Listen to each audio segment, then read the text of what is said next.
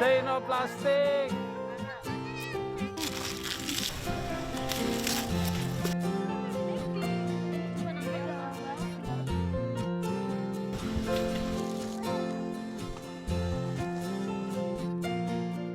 Karena tujuan saya mengambil sampah itu bukan untuk membersihkan, tapi menyadarkan masyarakat agar bahayanya sampah plastik itu bakal merusak ekosistem tuh, bakal berdampak banyak untuk kelangsungan hidup, baik itu manusia maupun hewan dan tumbuhan.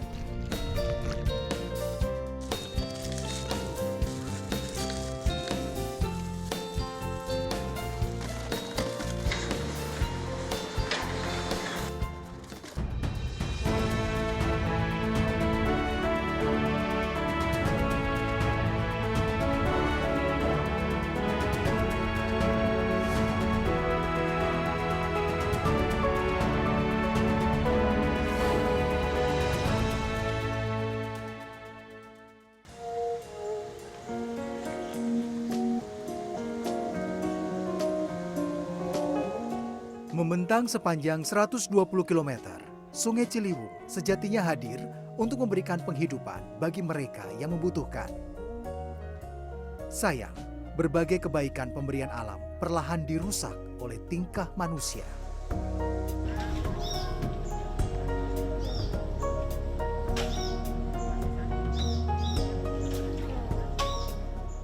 Pencemaran, sampah dan limbah kini menjadi pemandangan yang menghiasi sungai purba ini. Ribuan ton sampah plastik pernah diangkat sebagai langkah untuk menghentikan pencemaran di Ciliwung. Namun, setelah bertahun-tahun, nyatanya masalah sampah plastik tak kunjung usai.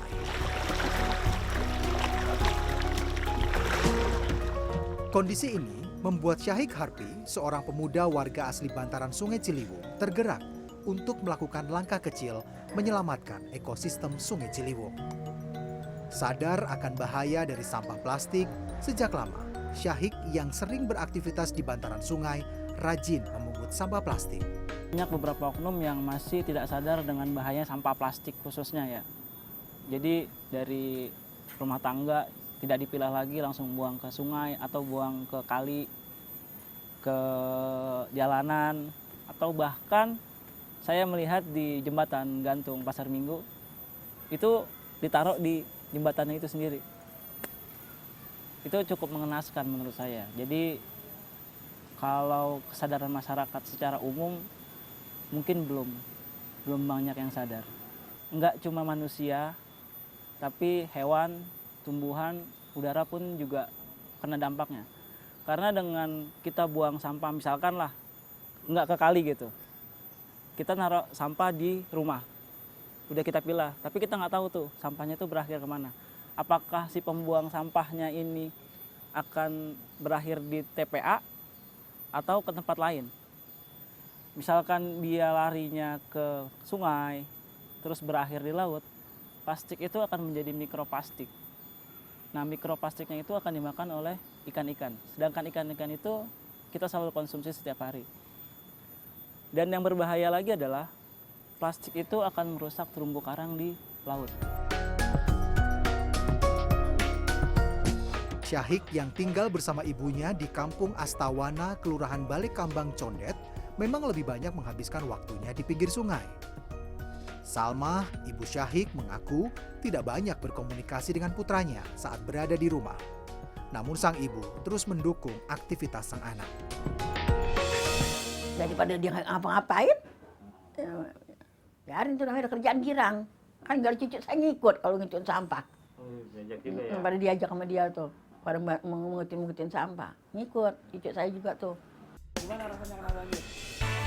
Berangkat dari semangat untuk membangun kesadaran masyarakat, pria 31 tahun ini mendirikan komunitas River Ranger Jakarta pada tahun 2017 lalu. Komunitas ini dimaksudkan untuk mengajak anak-anak sekitar bantaran sungai agar sadar akan bahaya yang ditimbulkan dari cara membuang sampah plastik di sungai. Saat itu saya melihat kondisi di lingkungan khususnya Astawana, Condet Balekambang, mempunyai beberapa ruang lingkup yang sempit dan terisolir dari dunia luar. Dan mereka tuh mempunyai kegiatan yang negatif. Nah, negatif. Jadi keadaan yang kurang kondusif lah. Jadi aku mau merubah mereka, tapi tidak cara dengan konfrontatif, tapi dengan edukatif. Tujuannya agar mereka terhindar dari virus-virus yang tidak baik, gitu, menjadi virus yang baik. Secara rutin, sebanyak 2 kali seminggu, anak-anak usia sekolah dasar yang berasal dari kampung sekitar Balai Kambang ini diajak untuk memungut sampah plastik yang berada di bantaran sungai. Mereka sengaja dipilih untuk memupuk kesadaran akan bahaya sampah sejak dini. Anak-anak itu adalah bibit unggul untuk masa depan gitu. Jadi kalau misalkan orang dewasa kan kita bilangin, ngambil sampah ngapain sih lo? Nyusahin aja nggak bakal bersih gitu kan. Tapi kan kalau anak-anak masih polos, masih bisa kita doktrin lah dengan virus-virus kebaikan gitu. Saat memungut sampah, anak-anak juga diajarkan untuk memilah berbagai sampah plastik yang ada. Beberapa sampah plastik yang masih bisa diselamatkan harus dipisah dengan sampah plastik yang kondisinya hampir hancur. Dalam pemilihan nih ada pengetahuan yang dikasih juga nggak sih Bang, jenis sampah plastik seperti apa yang harus dikasih gitu? Kalau untuk yang diambil kita pilah-pilah juga ya. Jadi kalau kayak plastik yang seperti ini nih, ini kan plastik Kemasan ini kan plastik yang berbeda ya. Ini plastik multi layer yang nggak bakal bisa terurai mungkin berapa ratus tahun ya. Itu dikasih tahu tuh perbedaannya. Dikasih tahu. Nah nanti kalau yang bisa diselamatkan kita selamatkan. Kalau yang seperti ini kan udah parah ya keadaannya nih. Ya. Udah parah banget. Nah ini kita buang ke tempat pembuangan akhir. Nah kalau yang seperti ini gelas mineral atau tempat minum dalam kemasan, ini kita selamatkan. Jadi nanti kita kirim ke Waste for Change. Oke. Jadi selama bisa kita selamatkan, kita selamatkan. Oke, ini semangat banget kayak ini. Siapa namanya sini? Ini siapa namanya? Awai. Awai udah berapa lama ikut bersih-bersih sungai? 3 tahun. Udah 3 tahun gitu. Kenapa mau gitu ikut bersih-bersih sungai? Kan kotor nih tempatnya. Pengen aja. Apa? Pengen aja. Pengen aja. Takut nggak sih kalau banyak sampah plastik di sekitar rumahnya? Takut apa? Kena banjir nanti. Kena banjir. Udah pernah kena banjir rumahnya? Udah. Kagak enak ya? Kenapa itu? Buang sampah sembarangan. Dengan riang gembira, anak-anak sekolah bermain di antara tumpukan sampah. Mereka belajar arti dari kerusakan lingkungan di sungai yang terletak tidak jauh dari permukimannya.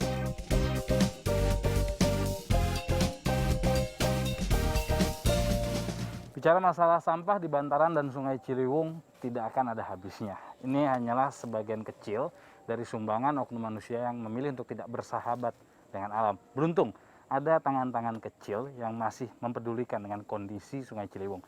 Meskipun tidak menyelesaikan masalah secara keseluruhan dan membutuhkan semangat serta usaha lebih, tapi paling tidak ada satu hal yang dilakukan untuk menyelamatkan lingkungan mereka sendiri.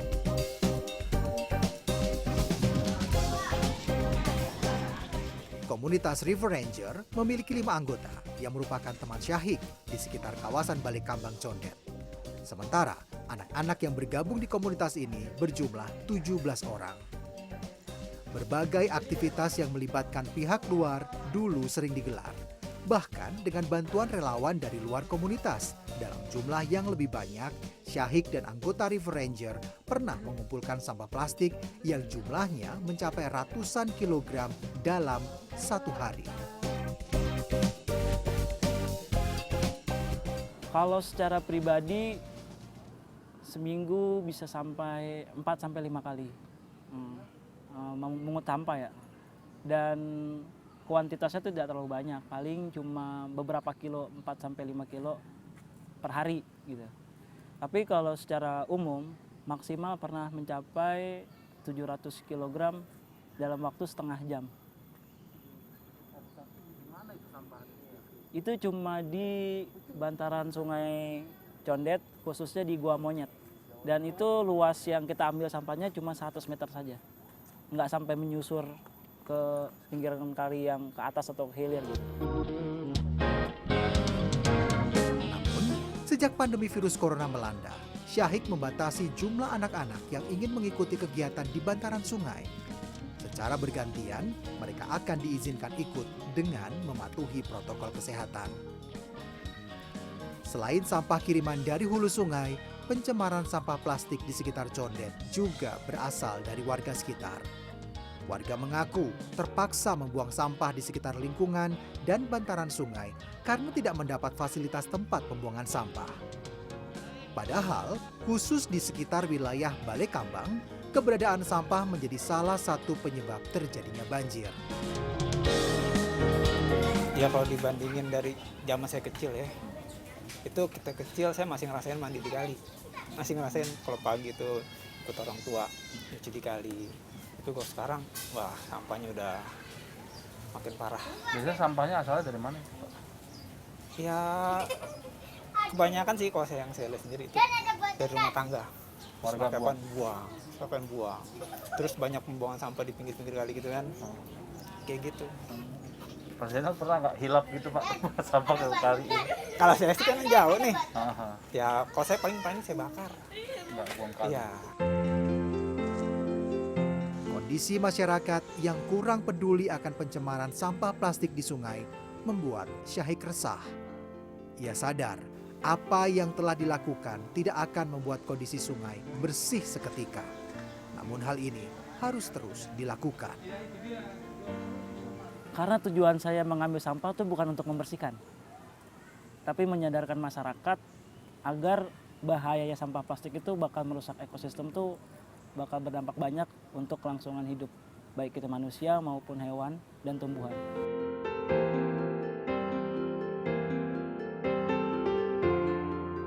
Kita pelan-pelan sebenarnya, step by step, karena mengenalkan plastik, bahaya sampah plastik itu kan masih absurd buat anak-anak gitu ya. Jadi kita gimana caranya untuk anak-anak tahu plastik mana yang aman untuk makanan, plastik mana yang tidak aman untuk mereka gunakan.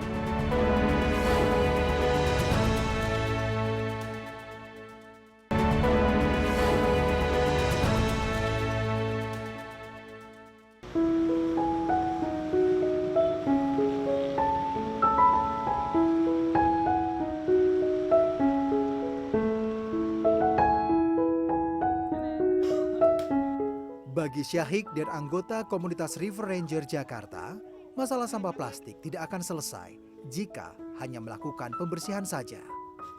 Sampah plastik yang telah dipungut masih harus diproses kembali agar tidak menyebabkan pencemaran di wilayah lain. Untuk itulah, proses pemilahan dan pengolahan sampah menjadi sangat penting.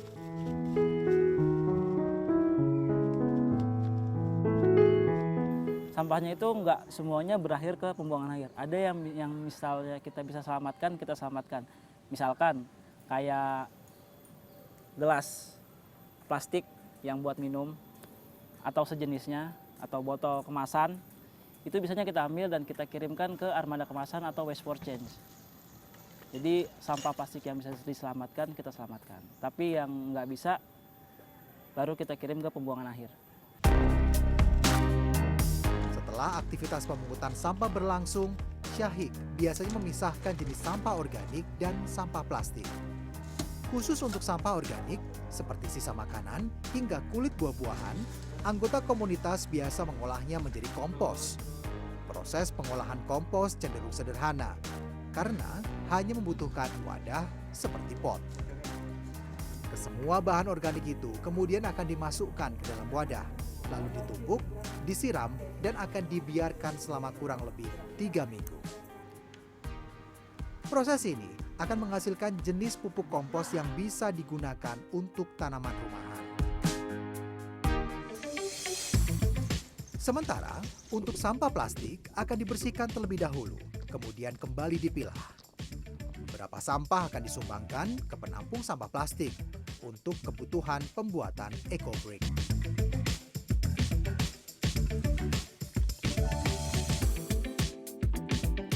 Pembuatan kompos dan eco-brick juga menjadi materi dari kelas alam yang diberikan kepada anak-anak di River Ranger. Selama 3 kali seminggu, selain diajak memungut sampah di bantaran sungai, anak-anak juga difasilitasi dengan kelas alam. Dalam kelas alam ini, anak-anak diajarkan bagaimana bertanggung jawab kepada sampah plastik yang mereka hasilkan sehari-hari. kita pelan-pelan sebenarnya, step by step, karena mengenalkan plastik, bahaya sampah plastik itu kan masih absurd buat anak-anak gitu ya. Jadi kita gimana caranya untuk anak-anak tahu plastik mana yang aman untuk makanan, plastik mana yang tidak aman untuk mereka gunakan. Kemudian menghindari plastik sekali pakai, karena plastik itu kita nggak bisa terlepas dari plastik. Handphone kita dari plastik, TV dari plastik, semua dari plastik. Barang elektronik semuanya ada plastiknya. Tapi yang bahaya adalah plastik sekali pakai, seperti snack yang dibungkus plastik kita sekali makan buang. Terus botol plastik, gelas plastik yang sekali kita konsumsi buang. Mengajarkan kepedulian kepada lingkungan bukanlah pekerjaan yang mudah. Perlu kesabaran agar kelak sang anak memahami ancaman di masa depan dari membuang sampah ke sungai. Pastinya mereka juga merasa repot, tapi dari repot itulah nantinya akan terbiasa kayak, repot banget sih mau jajan mesti bersihin dan habis itu jadikan ekobrik, mendingan gak usah jajan sekalian. Jadi jajanlah jajan yang makanan gak pakai plastik. Misalnya ada somai yang datang ke dekat rumah, belinya jangan pakai plastik, bawa piring dari rumah, jajan somai, jajan rujak, kemudian bikin gorengan di rumah sendiri. Selain keterampilan dan pengenalan lingkungan, anak-anak juga diberikan materi pelajaran formal untuk membantu proses belajar mereka di sekolah. Seluruh anak yang diajak belajar di kelas alam menyambut baik aktivitas ini. Mereka membaur dengan alam, meskipun tempat belajar dan bermain yang seharusnya bersih dan indah ternyata berada di tengah-tengah sisa sampah. Ekobrik. Ekobrik itu apa? Ekobrik itu penggantinya batu bata. Dibuatnya dari apa aja? Dibuat sama plastik, soft plastik dan hard plastik. Untuk merangkul anak-anak berkegiatan positif di alam membutuhkan waktu yang tidak sebentar. Kalau saya melakukan pendekatan tuh selama 3 bulan kepada mereka, dan saya melihat mereka menerima saya dengan senang hati gitu. Meski berat, Syahik memutuskan untuk tidak berhenti melakukan aksi sosialnya kepada alam. Berharap kelak akan ada perubahan untuk mengembalikan ekosistem sungai. Saya sih nggak pernah muluk-muluk ya untuk mempunyai harapan ya. Saya nggak pernah berpikir untuk merubah dunia atau melakukan hal-hal besar. Saya cuma mau kegiatan yang saya lakukan ini konsisten dan terus-menerus, dan nggak pernah bosen untuk saya pribadi. Itu aja.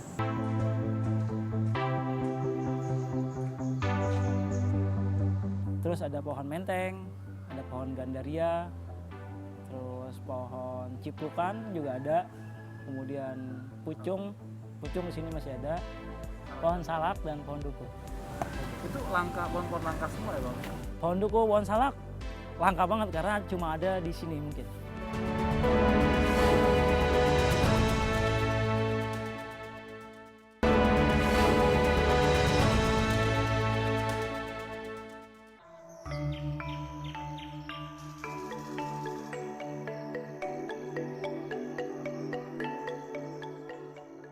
Tidak hanya dengan membersihkan sampah, upaya melestarikan ekosistem Sungai Ciliwung juga bisa dilakukan dengan menjaga perkebunan di sekitar bantaran sungai.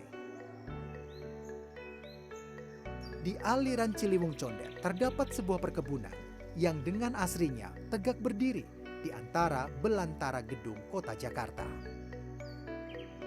Lokasi ini dinamakan Cagar Buah Condet. Perkebunan seluas 3,7 hektar ini adalah sisa lahan masyarakat asli Betawi yang diambil alih pengelolaannya oleh Pemprov DKI Jakarta. Bagi Syahik dan anggota komunitas River Ranger, keberadaan Cagar Buah Condet menjadi penting sebagai wilayah serapan air, terutama saat musim penghujan tiba. Saat debit air di Sungai Ciliwung tinggi, badan sungai yang telah lama mengalami penyempitan bisa memarkirkan airnya di area perkebunan ini. Kita semua tahu bahwa sifat akar itu adalah menyerap air. Kalau misalkan tumbuhannya banyak, pohonnya banyak, pastinya menyerap airnya tuh lebih banyak. Dan itu pasti meminimalisir dampak dari banjir. Misalkan damage atau kerusakannya tuh 70% dari banjir. Ketika ada tanaman atau tumbuhan itu bisa berkurang menjadi 30% atau 40% karena penyerapannya itu sendiri gitu. Jadi penting banget adanya tumbuhan dan tanaman di bantaran sungai.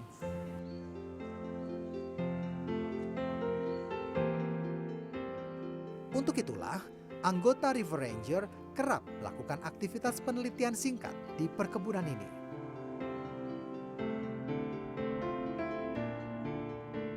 Syahik biasanya berkeliling, memotret, dan mengidentifikasi jenis-jenis tumbuhan yang ada. Di lokasi ini terdapat berbagai tanaman khas Betawi yang memiliki nilai sejarah dan tergolong cukup langka. Terus ada pohon menteng, ada pohon gandaria, terus pohon ciplukan juga ada, kemudian pucung di sini masih ada, pohon salak dan pohon duku. Itu langka, pohon-pohon langka semua ya Bang? Pohon duku, pohon salak langka banget karena cuma ada di sini mungkin. Sesekali setelah anak-anak menyelesaikan kelas alam, Syahik juga mengajak mereka ke perkebunan untuk mengenalkan berbagai jenis tanaman. Pohon duku, pohon salak, terus apa lagi ya?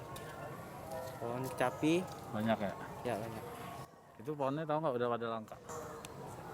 Enggak, Nggak tahu Nggak pada tahu. langka, baru tahu sekarang ini aja ya. iya Kalau tahu udah langka nih harus diapain Zak?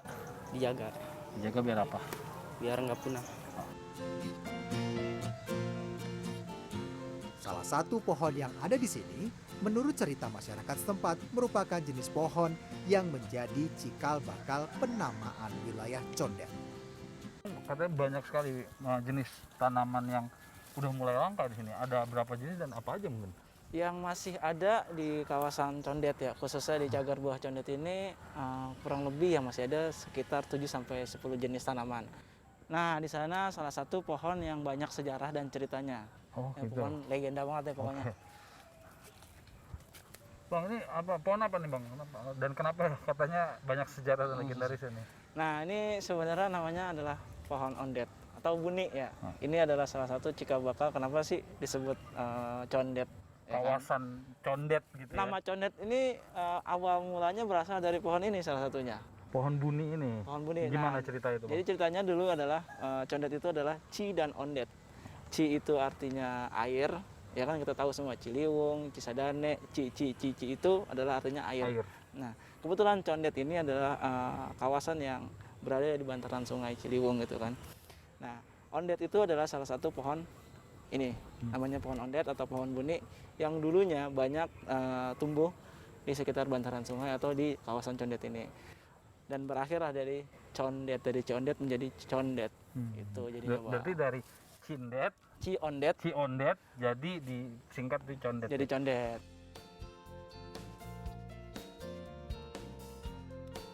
Proses perawatan perkebunan cagar buah condet dilakukan rutin setiap hari oleh petugas harian dari Dinas Ketahanan Pangan, Kelautan, dan Pertanian Pemprov DKI Jakarta.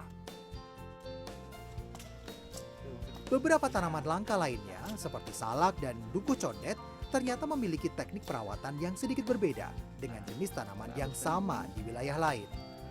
Nggak ada yang khusus sih sebenarnya, makanya sama teman-teman kita bilang kalau pohon duku itu dibuangin borosnya agar ngapa, sinar matahari masuk dan dia kena sinar matahari nanti dengan sendirinya bunga akan keluar beserta daunnya gugur.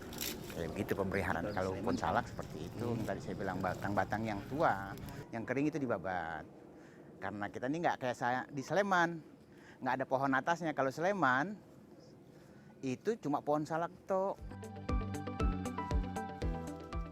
Selain merawat, para petugas di Cagar Buah Condet juga harus mengedukasi masyarakat setempat untuk menjaga perkebunan yang masih tersisa di tengah kota ini. Agar masyarakat sadar bahwa ada ekosistem bantaran sungai yang harus dilestarikan.